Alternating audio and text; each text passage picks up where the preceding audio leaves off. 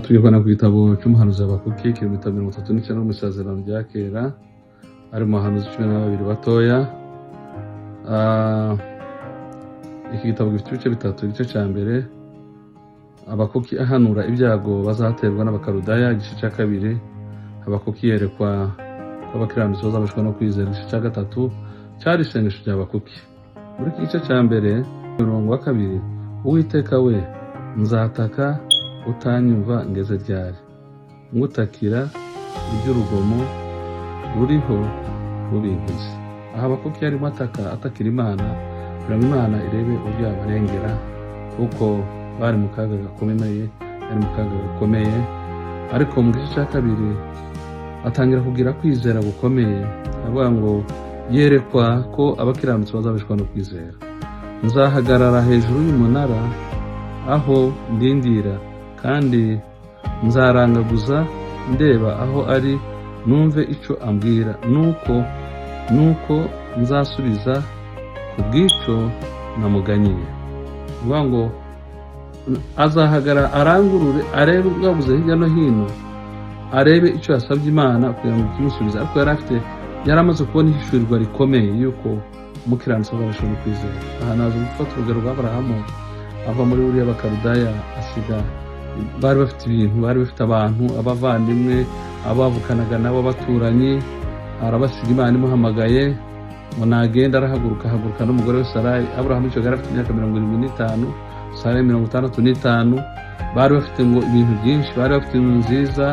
Hari umuhanga wavuze yuko ngo muri uriya bakarudaya, ngo bagiye kureba uriya bakarudaya hari icyo gihe ngo bagendaga bacukura bareba ibisigazwa, ngo basanga icyo gihe habaga amazu y'amagorofa 2, ngo buri nzu yageraga ibyumba hafi bigera muri 10-20. Bigaragaza yuko Aburahamu yasize byinshi ngo mu byinshi kugira ngo akurikire Imana. Aha ngaha mu gice cya gatatu, Habakuki asenga isengesho, aravuga ngo Uwiteka we, numvise inkuru zawe zintera ubwoba. Uwiteka we, hembura umurimo wawe hagati muri iyi myaka.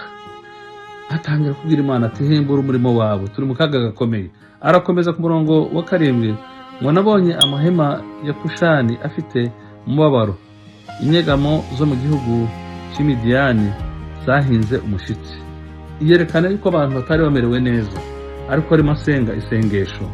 Mbese imigezi niyo Uwiteka yarakariye? Atangira kwibaza atese imigezi niyo Uwiteka yarakariye? Ku murongo wa 9, umuheto wawe warawujishuye rwose, imyambi y'ijambo ryawe niyo muvumo wavumishije imiryango. Wasataguje isi imigezi, imisozi yarakubonye ihinda umushitsi, amasumo y'amazi arahita. Atangira kwerekana asenga isengesho, yerekana imbaraga z'Imana. Imuhengere humvikanisha ijwi ryayo, hategera amaboko yaho hejuru. Izuba n'ukwezi bihagarara mu kibanza cyabyo, kubw'umuco imyambi yawe yagendagendanaga, no kubwo kwaka kw'icumu ryawe ryabagirana. Watambagiye igihugu ufite umujinya mwinshi, uhondaguza amahanga uburakari.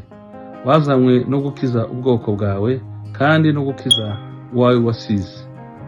Wakomerekeje umutwe w'inzu y'inkozi y'ibibi, ukuraho urufatiro ugeza ku gihumbi cyayo. Atangira gusenga isengesho, yerekana imbaraga z'Imana. Watikuye umugaba w'ingabo ze n'amacumu ye ubwe, baje kuntatanya bameze nka serwakira. Byasaga nk'aho banezezwa no kumaraho abakene rwihishwa. Inyanja wayikandagije amafarashi yawe mu kigogo cy'amazi menshi. Narabyumvise, umubiri wanjye uhinda umushitsi, iminwa yanjye isusumirishwa n'iryo jwi. Ikimungu kinjira mu magufwa yanjye. Pindira umushitsi aho ndi, kuko kwiriye gutegereza umunsi w'amakuba, igihe uzagera ku bwoko buzatezuka. Ahangaha arangije aravuga ngo naho umutini utatoha n'inzabibu tizera imbuto, bagahingira ubusa imyelayo, n'imirima ntiyere imyaka, n'intama zigashira mu rugo, n'amasho akabura mu biraro, nta kabuza ko shima Uwiteka. Haleluya! Nta kabuza ko shima Uwiteka, kandi nzanezerwa mu Mana y'agakiza kanjye. Uwiteka Yehova niwe mbaraga zanjye, ibirenge byanje abihindura iby'imparakazi, kandi azantambagiza aharengeye hanje. Haleluya! Byahimbwe n'umutware waririmbye bacuranga mu mirya y'inanga. Haleluya!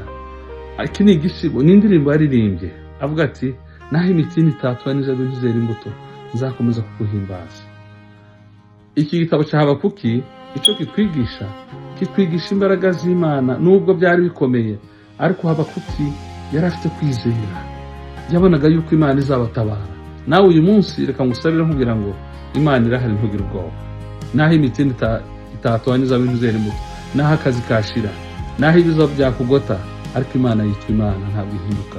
Habakuki niko yavuze, aravuga ati, naho imitima itatoha n'inzabibu ntizera imbuto, nta kabuza sinzakuvaho.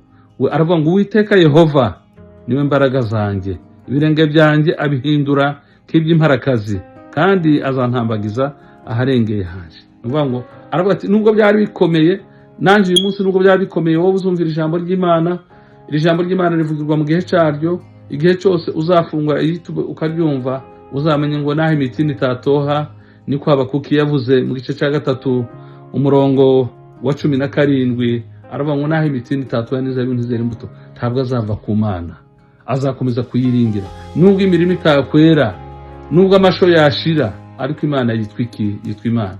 Mwene data, uyu munsi mpagaze ahangaha mvugira ijambo ry'Imana, avuga ngo Imana yitwa Imana, ntabwo ihinduka. Nubwo imitima itatoha, nubwo akazi kabura, nubwo twahura n'intambara zimeze guteza urudaca, ariko Imana yitwa iki? Imana yitwa Imana, irarwana igatsinda. Niyo Habakuki yavugaga, kuko mu isengesho yasenze ryanyuma avuga ngo Uwiteka Yehova ngo niwe mbaraga zanjye, mu birenge byanje abihindura nk'iby'imparakazi, kandi azantambagiza aharengeye hanje. Avuga ati, Imana izanshira hejuru. Imana yiteguye kudushira hejuru. Reka ijambo ry'Imana uzaryumva, uzasoma igitabo cya Habakuki, cy'umuhanuzi Habakuki, uzamenye ko Imana ifite iki? Ifite imbaraga. Imana ibagire neza.